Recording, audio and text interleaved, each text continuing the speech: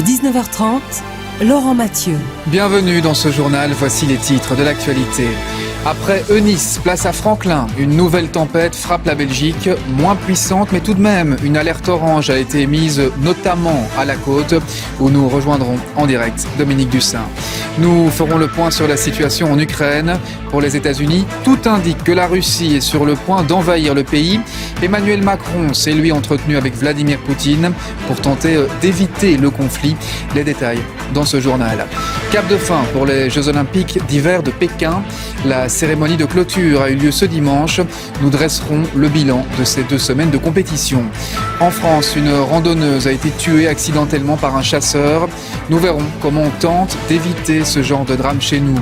Enfin, notre séquence Un œil sur demain.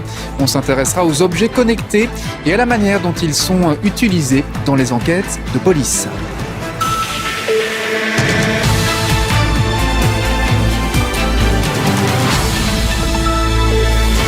Voilà pour les titres, bonsoir à tous. Une image dont on a beaucoup parlé ce week-end, regardez, ça s'est passé lors d'une séance photo au sommet entre l'Union européenne et l'Union africaine.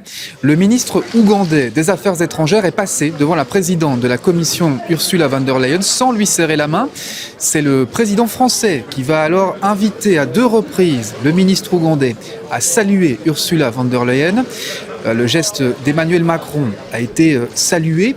Par contre, l'absence de réaction de Charles Michel n'a pas manqué de faire réagir sur les réseaux sociaux, toujours prompt à s'emballer.